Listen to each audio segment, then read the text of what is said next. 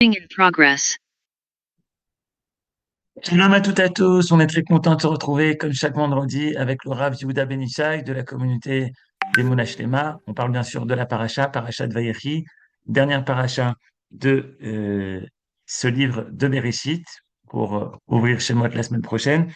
J'aimerais remercier la communauté du Rav Ben Ishai puisque hier soir on a eu une très belle soirée sur le conflit israélo-palestinien dans les locaux de la communauté des Monash Lema. Bien sûr, vous pouvez toujours dédier le cours, le FOH Lema ou les Ilunishmat, comme ça a été fait cette semaine.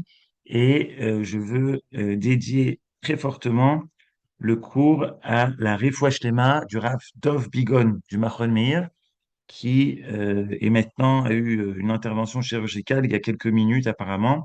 Donc, les Loup Nishmat, Arav Dov Ben Chaya. J'ouvre votre micro et Bechavod Araben Ishai.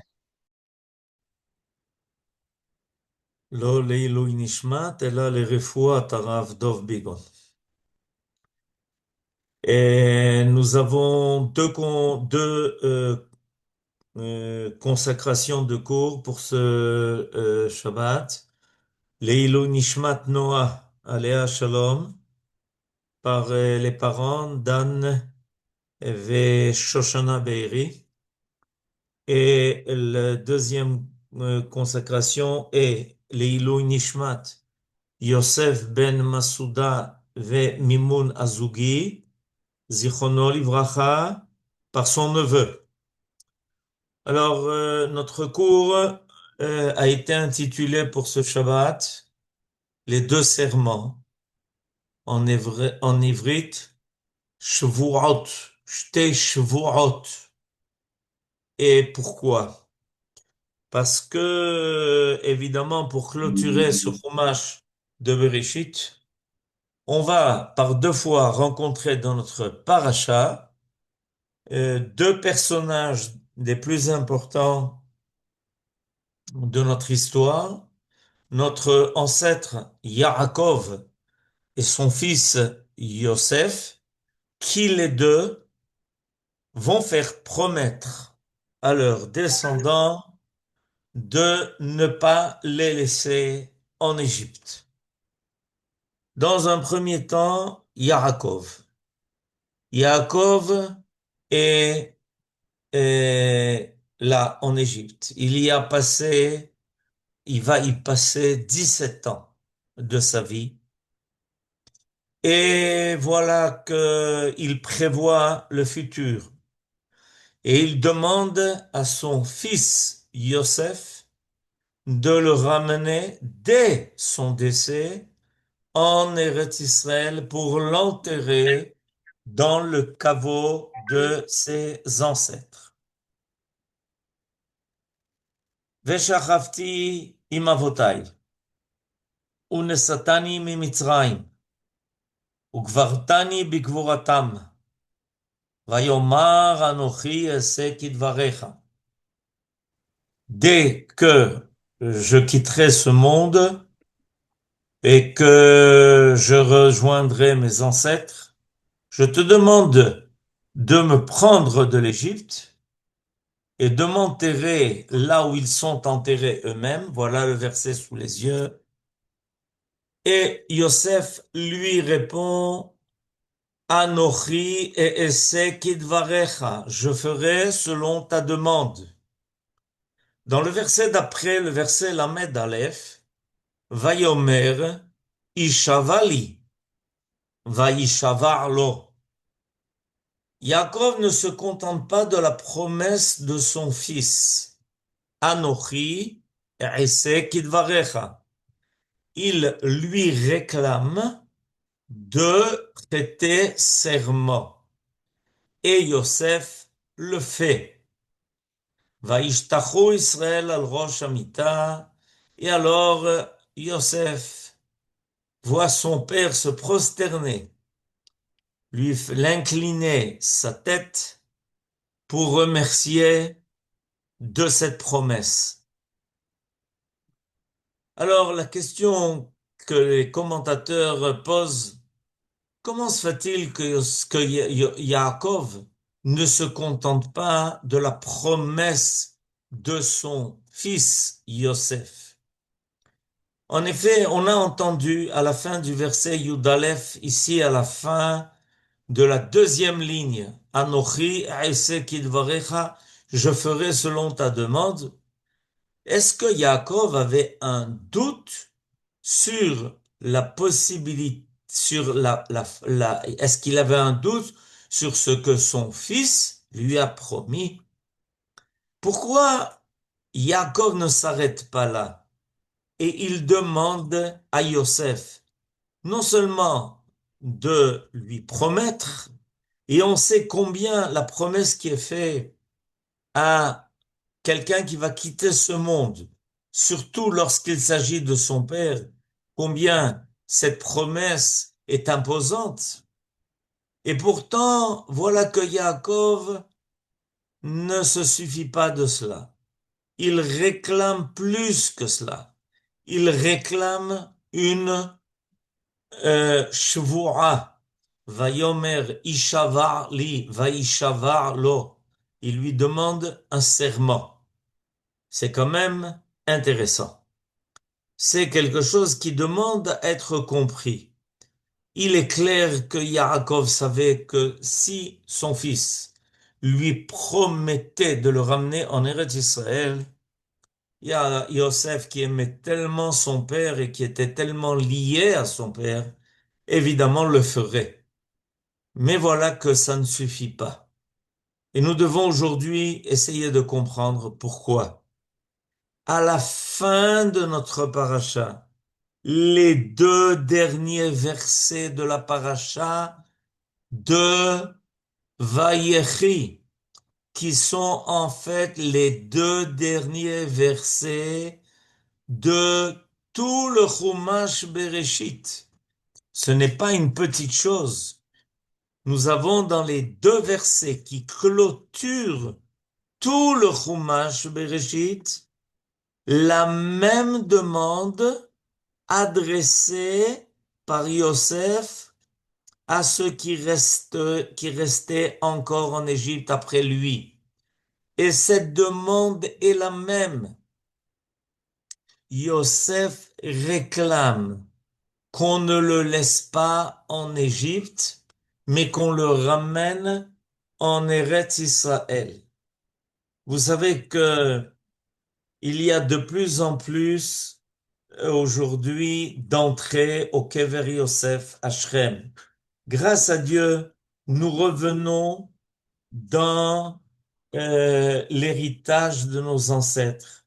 Ce qui avant était considéré comme pratiquement impossible et impensable, pouvoir arriver au Kever Yosef, pour lequel on s'est battu, et combien de gens ont payé de leur vie pour cela, aujourd'hui, même au grand jour, voilà que de façon incessante, de la même façon que les gens et les personnes vont se recueillir sur le tombeau de Rachel, la mère de Yosef, ils vont maintenant se recueillir sur le tombeau de Yosef, son fils, à Shrem même. Et tout est assuré par l'armée et on revient en fait de là où on était parti. Et on entend dans les derniers versets de notre paracha du Chumash Bereshit, Vayashba Yosef et Bnei Israël est mort. Voilà que Yosef a fait prêter cette fois-ci à tous les enfants d'Israël. Pakod yifkod Elohim etchem, viendra le temps de votre délivrance. Ve'ha'alitem et atzmotai miseh. Et surtout n'oubliez pas de prendre mes ossements avec vous. Vayamot Yosef ben Mea va'eser shanim. Et Yosef a quitté ce monde alors qu'il était de l'âge de 110 ans. Et finalement, il a été déposé dans un cercueil en Égypte. Voilà, nous avons maintenant sous les yeux euh, cette demande. Alors, on va essayer de réfléchir comment se fait-il que les deux personnages les plus importants qui vont terminer l'histoire des patriarches, Yaakov et Yosef, clôturent le temps des patriarches, ce que l'on appelle Tkufat Avot.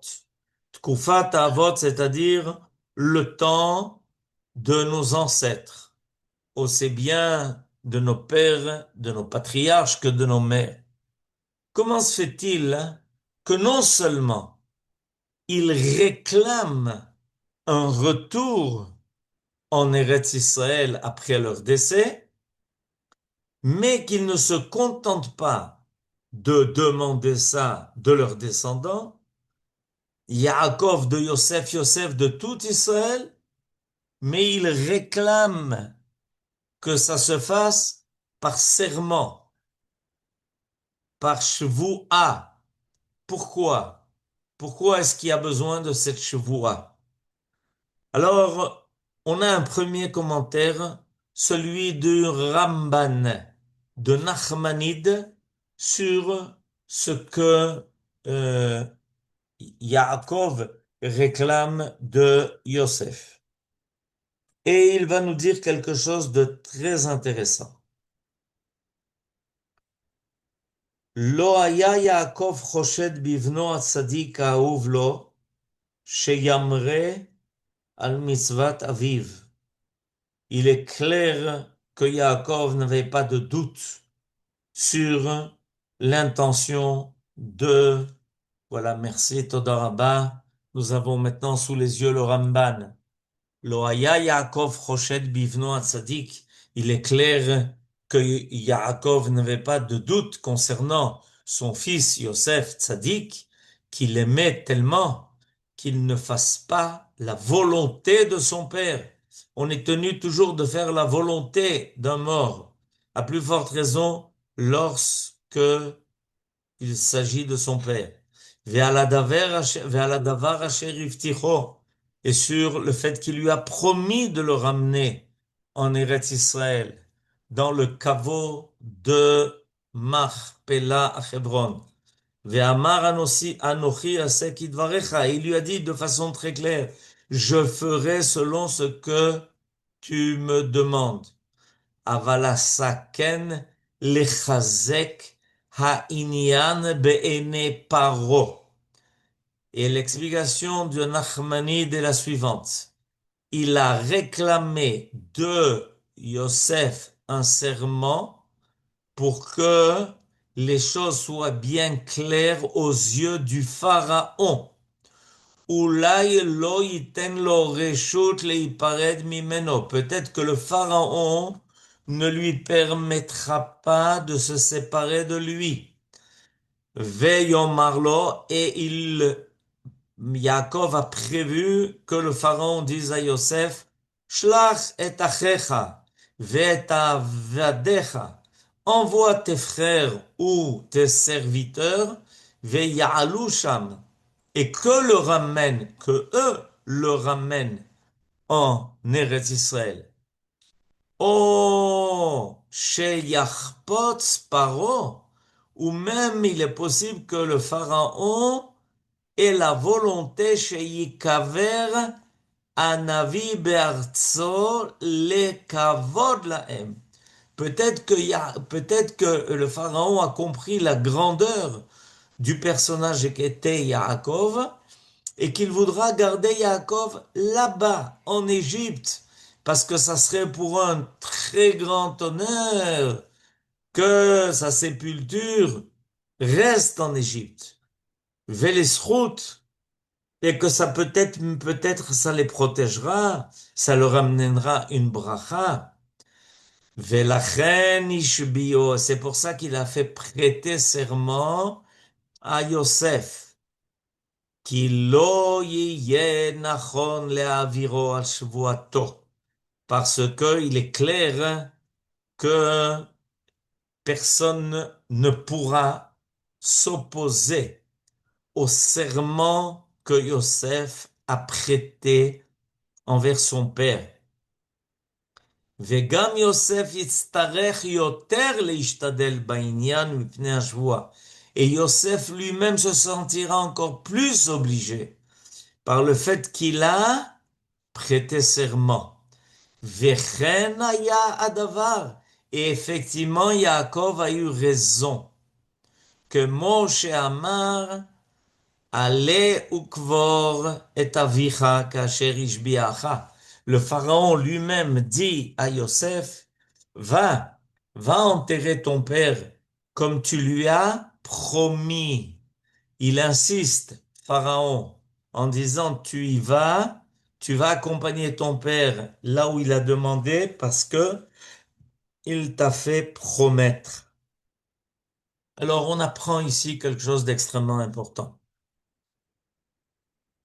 Même lorsque les enfants d'Israël finissent par quitter l'Égypte, il faut s'attendre à ce qu'il y ait des empêchements qui se dressent. L'abandon de l'exil n'est pas facile. Il y a des obstacles qui évidemment vont surgir. Et le Ramban nous fait déjà goûter un peu la compréhension de ce qui risque de se passer. Il risque d'y avoir deux sortes d'obstacles. Soit de la part des peuples parmi lesquels les enfants d'Israël ont été exilés et de leurs chefs, comme le pharaon était à la tête de l'Égypte, ça finira par arriver avec d'autres peuples desquels il y aura d'autres dirigeants qui ne seront pas tellement intéressés par le départ d'Israël de leur terre. Bien que ça ne veut pas dire pour autant qu'ils aient un amour débordant pour Israël, mais ils comprennent finalement quel préjudice ça va amener. Peut-être même l'idée que réside parmi eux tel ou tel juste et tel sage, et que ça amène une grande popularité, ce genre de personnages qui se trouvent chez eux. Parce qu'à travers l'histoire, on a trouvé des peuples qui ont compris évidemment quelle était la grandeur des personnages qui résidaient parmi eux. Alors, risque de leur part d'arriver un temps où ils vont s'opposer au départ d'Israël, où ils ne vont pas même pas permettre en fait que Israël prenne avec lui ces personnages importants pour les ramener sur leur terre. Et on a combien d'exemples aujourd'hui dans le monde où finalement les peuples ont compris les trésors qu'ils avaient parmi eux et qu'ils ne sont pas du tout intéressés à ce on leur enlève ces trésors parce qu'ils remarquent combien dans le monde on comprend quel personnage résidait parmi eux. Et tout d'un coup, ces peuples-là voient des milliers, des fois des dizaines de milliers de personnes accourir pour vénérer le souvenir et la mémoire de tel ou tel sage. Le Ramban nous dit que le pharaon avait probablement déjà en tête cela. Et il y a une deuxième catégorie d'obstacles. C'est d'Israël eux-mêmes. Et Yosef a effectivement promis à son père de le ramener en Eretz Israël. Mais combien de difficultés risquent d'amener Yosef à renoncer? Effectivement, quand on promet, vous savez, on n'imagine pas et on ne pense pas à tout ce qui puisse se passer par la suite. Et qu'il est probable qu'il y ait des obstacles tels qu'on se décourage, que le départ de l'exil soit beaucoup plus difficile que ce que l'on pensait. Et alors Yosef risquait de se retrouver dans des situations telles qu'il ne pourrait pas accomplir la promesse qu'il a faite à son père. Et c'est pour ça que Yaakov, qui était tellement lucide et qui comprenait déjà tout cela à l'avance, ne s'est pas contenté de la promesse de Yosef. Il lui a fait prêter serment. Et de même, Yosef. Yosef ne réclame pas qu'on le ramène tout de suite. Il ne réclame pas, il le sait, il sait que, en fait, les enfants d'Israël ont besoin de Yosef en Égypte, même après son décès, pour essayer de maintenir vivante leur identité. Et donc, il ne réclame pas de ses descendants de le ramener tout de suite en Eretz Israël. Bien que, évidemment, Yosef est un homme hébreu. Et quand on l'a présenté comme l'hébreu qui venait de Eretz Kenaan. Alors Yosef, lui aussi, a de grandes craintes. Et elles sont encore peut-être plus grandes que celles de son père Yaakov. Pourquoi? Parce que l'exil est le lieu et le temps de l'oubli. Avec ce difficile exil que va être la descente en Égypte, combien de temps vont se passer? Combien de souffrances vont être vécues par les enfants d'Israël? Est-ce que au moment du départ, et peut-être d'un départ précipité, comme c'est arrivé avec les enfants d'Israël, qui lorsqu'est arrivé le temps de la fin de l'exil d'Égypte, ils ont dû quitter cet endroit-là de façon précipitée à tel point que même la patte n'avait pas eu le temps de lever. Est-ce qu'à ce moment-là, ce que l'on a en tête, c'est d'aller rechercher Yosef immergé dans le Nil et d'attendre patiemment qu'il fasse surface et qu'il réapparaisse, ce que évidemment Moshe a fait, parce que Moshe savait parfaitement quelle est la promesse qui avait été faite. Et nous dit Rabbeinu Bechaye, la promesse qui a été faite, c'est une promesse qui tenait tous les enfants d'Israël pour toujours faire que Yosef ne reste pas en Égypte. Il y a ici quelque chose d'extraordinaire. Vayashba Yosef, tous les enfants d'Israël, pas ses frères, pas sa descendance, tous les enfants d'Israël qui vivront par la suite.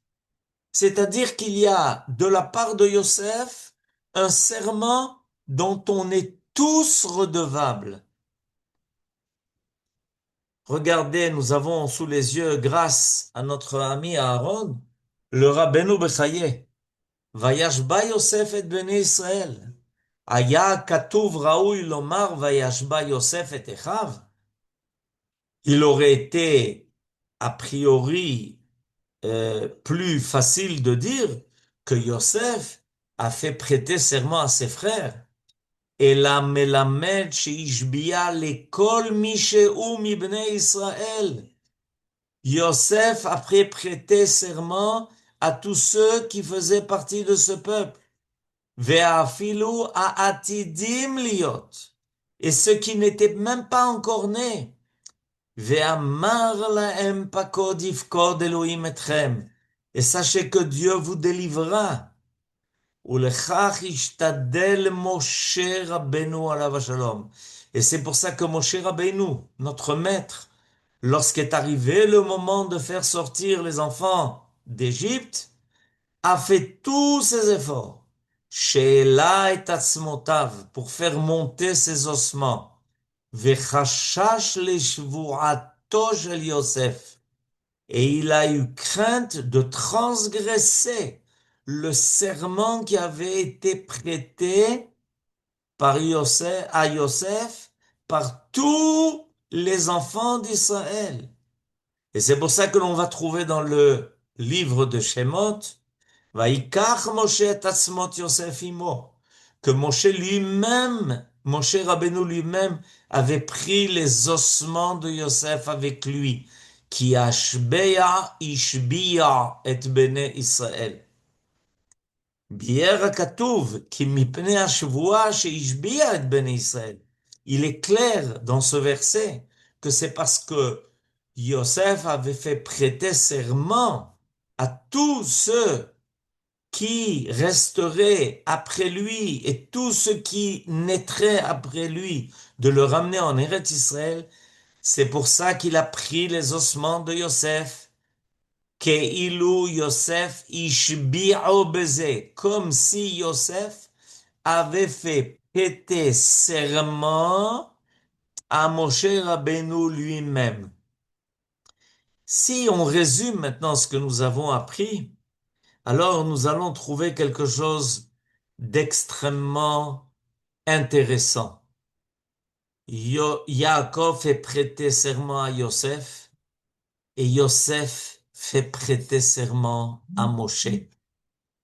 Et les deux vont accomplir la volonté, un de son père, l'autre, le maître d'Israël, de Yosef, pour ne pas les laisser en exil. Yaakov et Yosef. Yaakov est celui qui va en fait être le sceau des Avot, celui qui va clôturer cette période-là.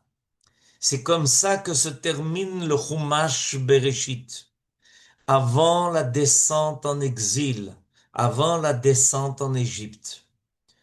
Et Moshe Rabbeinu, des centaines d'années après, va prendre la responsabilité de faire sortir Yosef d'Égypte pour le ramener en Eretz Israël.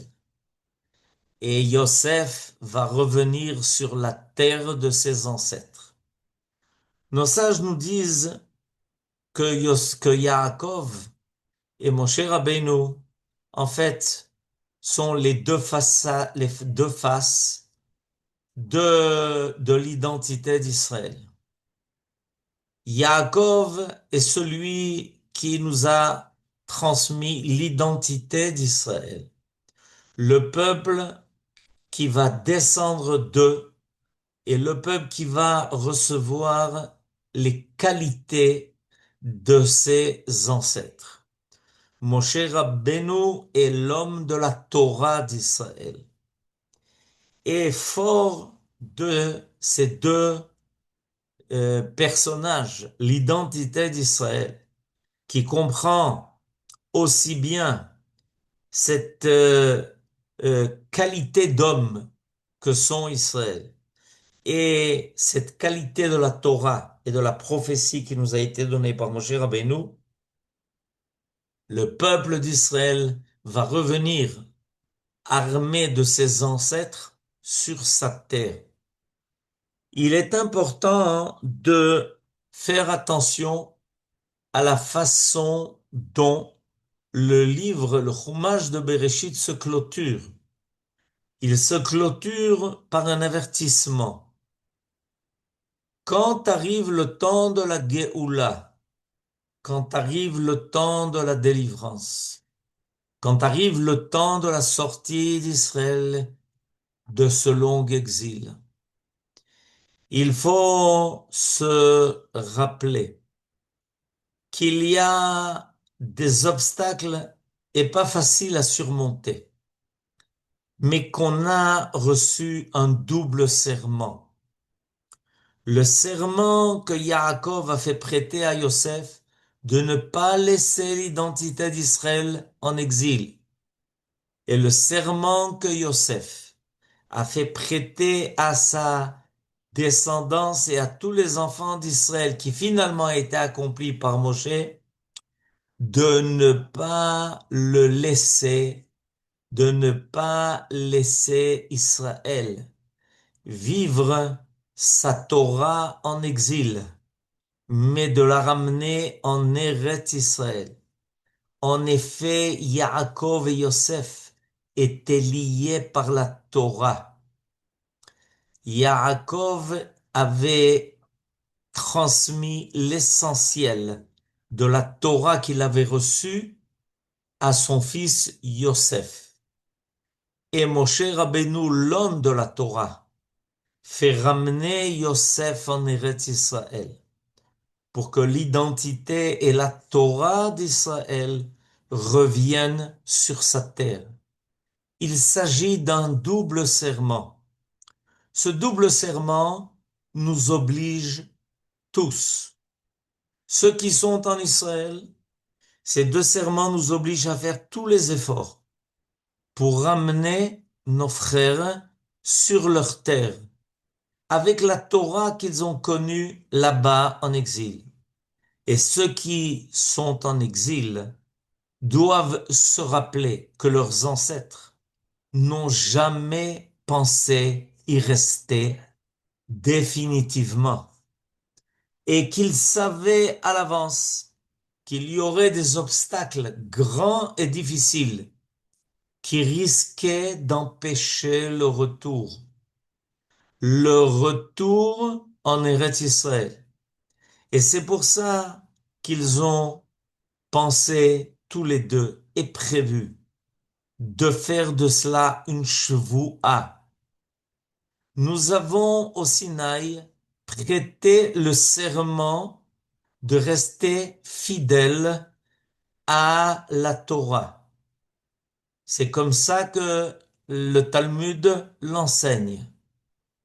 Au Sinaï, nous n'avons pas seulement reçu la Torah, nous avons prêté serment de ne jamais l'oublier et d'être toujours fidèle à la Torah. Mais il y a aussi un serment de revenir en Eretz Israël et de faire revenir en Eretz Israël tous ceux qui sont en exil et de ne laisser rien de la grandeur de ce qu'est Israël, grandeur qui a été représentée en Égypte par Yaakov et par Yosef. N'oublions pas que c'est par cela que se clôture le Chumash Bereshit. Et vous savez qu'il y a une habitude, il y a un minag. Lorsque l'on termine, lorsque l'on clôture un Chumash, on s'exclame Chazak, Chazak, Venit Chazak.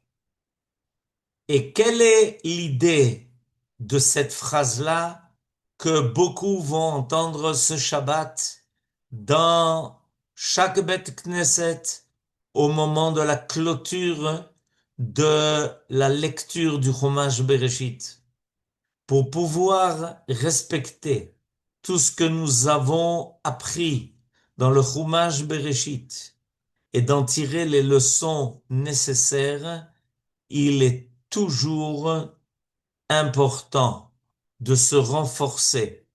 Alors disons ensemble Chazak, Chazak, Venit Chazak, Be'ezrat Hashem, en respectant notre identité, notre Torah et la terre de nos ancêtres. Shabbat Shalom à tous et à toutes.